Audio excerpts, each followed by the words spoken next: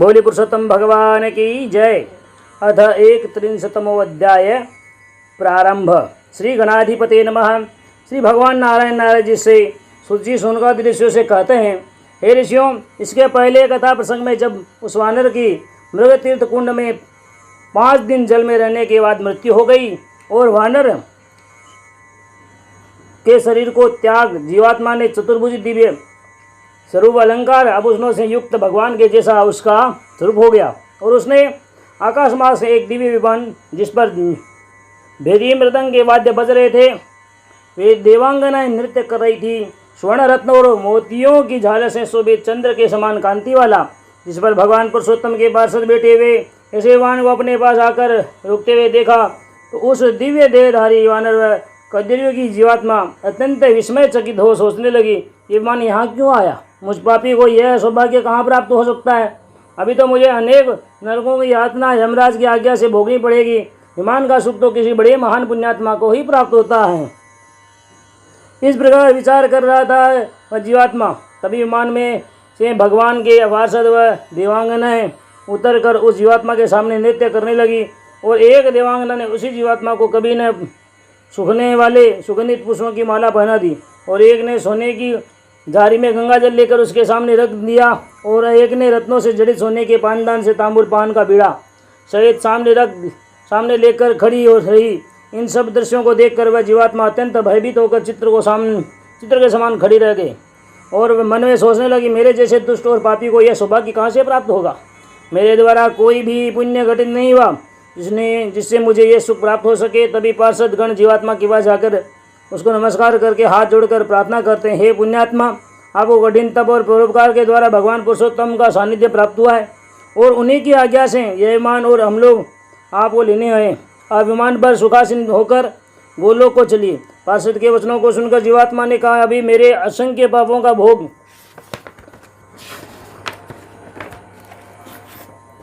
भोगना बाकी है। मेरे समझ में नहीं आ रहा है कि मुझे से ऐसा कौन सा पुण्य घटित हुआ है कि मेरे समस्त पाप नष्ट होकर यह सौभाग्य प्राप्त हो रहा है।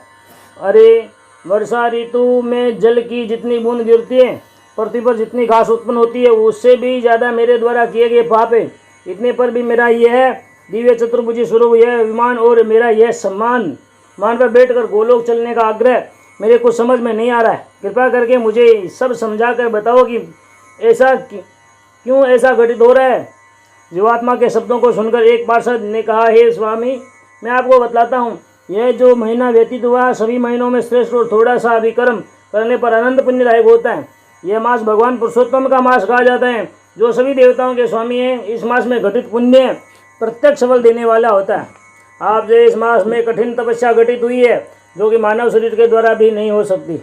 आपने वानर शरीर में मुख में फोड़े होने से निराहार रहकर इस मास को व्यतीत करने से संपूर्ण मास के मृत का पुण्य प्राप्त किया। वह जातीय चंचलता के कारण अनेक वृक्षों के फलों को तोड़कर उसके कारण सोमना खाकर फेंक दिया। इसे अनेक जीवों पर परोपकार का पुण्य प्राप्त किया। नीचे गिरे फलों अनेक वन्य वसुओं ने खाकर तृप्त होने से पुण्य प्राप्त किया। मुख की पीड़ा जल तक नहीं पीने से निराह और जल रहित उपवास का पुण्य प्राप्त किया। मृग तीर्थ कुंड में पानी में भीतर ठंडक व हवा का प्रकोप रहते हुए अंतिम 5 दिन त्रिकाल स्नान का पुण्य प्राप्त किया। यद्यपि आपसे मुख से वर्ण होने से अज्ञानतावस्थ में और जातीय चंचलता के कारण यह सब घटित हुआ है, फिर भी आपको समस्त पुण्य की उपलब्धि का सौभाग्य प्राप्त हुआ। यही इस मास की विशेषता है कि किसी भी प्रकार से किसी भी अवस्था में थोड़ा भी कर्म महान पुण्यदायक होता है। जो लोग इसके माध्यमों को जानते हुए नियम व्रत धारण करते हुए कर्म करते हैं, उनको कितना पुण्य घटित होता है, इसका वर्णन 4 मुख वाले ब्रह्मा जी भी करने में असमर्थ है। पुरुषोत्तम मास में यदि कोई एक भी व्रत कर लेवे तो उसके जन्म जन्मांतर के पाप नष्ट हो जाते हैं। ये लोग बड़े भाग्यशाली हैं जिन्होंने मानव शरीर धारण करके अधिक मास में स्नान व्रत जप दान आदि शुभ कर्म करके व्यतीत किया। और जो मानव शरीर धारण करके अधिक मास व्यर्थ ही विदा दे रहे हैं, ऐसे मूर्खों को धिक्कार है। देवदूतों के ऐसे शब्दों को सुनकर कदरियों की जीवात्मा आश्चर्यचकित हो गई। फिर उसने मृग तीर्थ कुंड और कालिंजर पर्वत को नमस्कार करके उस दिव्य विमान की प्रदक्षिणा करके देवदूतों के साथ विमान पर बैठकर गोलोक की ओर प्रस्थान किया। जब विमान देवलोक से जा रहा था तो इंद्र आदि देवताओं ने विमान पर फूलों की वर्षा की। वायु की गति से उड़ता हुआ विमान स्वर्ग आदि लोकों के ऊपर से होता हुआ गोलोक को पहुंच गया। वहाँ भी पार्षद द्वारा उस जीवात्मा का स्वागत हुआ। फिर देवदूत उस स्थान से पहुंचे जहाँ गोलोकाधिपति भगवान पुरुषोत्तम रत्न जड़ित सिंहासन पर विराजमान थे।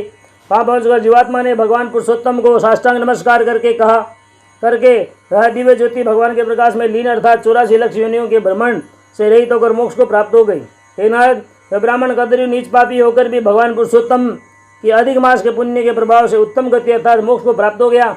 इतना महान और अक्षय पुण्य को देने वाला, मोक्ष की सदगति को देने वाला अधिक मास का पुण्य सर्वश्रेष्ठ है। सूत जी सोनकादि ऋषियों से कहते हैं, हे ऋषियों, भगवान नारायण के द्वारा संपूर्ण मास के महात्म्य को सुनकर आनंद विभोर होकर बारंबार भगवान को नमस्कार करके भगवान पुरुषोत्तम का नाम स्मरण करते हुए नारद जी सत्यलोक को चले गए। हे ऋषियों, आपके द्वारा किए गए प्रश्नों का उत्तर भगवान नारायण और देवर्षि संवाद के रूप में आपको सुना दिया। अधिक मास के समान पुण्यदाता संसार में कोई नहीं है, कोई भी कर्म नहीं और भगवान पुरुषोत्तम के समान मोक्षदाता और कोई देवता भी नहीं है।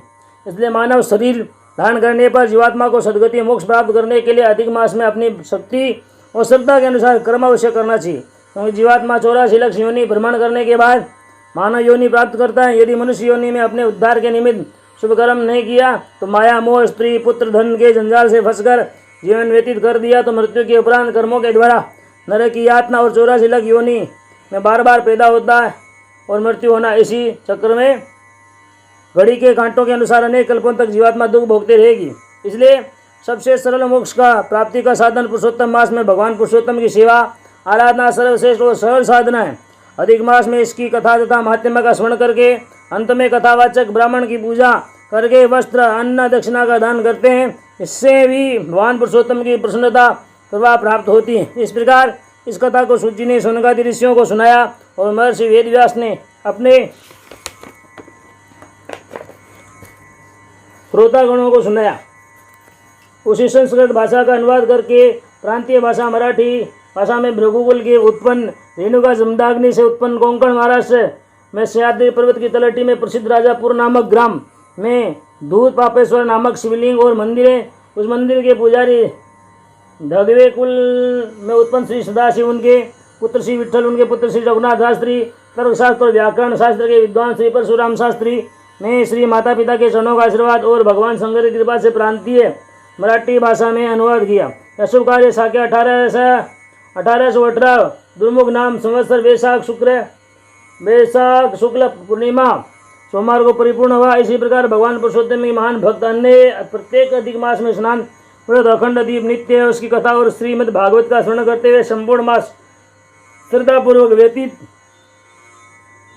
करके अमावस को उद्यापन का विधान हवनादि कर्म तथा यथाशक्ति दान करते हुए उत्तर पूजन ब्राह्मण भोजन दक्षिणा आदि कर्म श्रद्धापूर्वक समस्त कर्म संपन्न करने वाली धर्म के प्रति महान रुचि रखने वाली स्वर्ग श्री मनीलाल साहू की पत्नी श्री केसर भाई के अनेक आग्रह और इच्छा से इसके कुल पुरोहित उपमन्यु गोत्र ने उत्पन्न राजकिशोर अवस्थी के ज्येष्ठ पुत्र मधुसूदन अवस्थी ने आज संवत 2050 आके में पूर्णिमा गुरुवार तदनुसार इस ग्रंथ को भाषा का हिंदी में अनुवाद परिपूर्ण किया। इस महान पुण्य कार्य में समस्त जन समुदाय को इसका लाभ प्राप्त हो।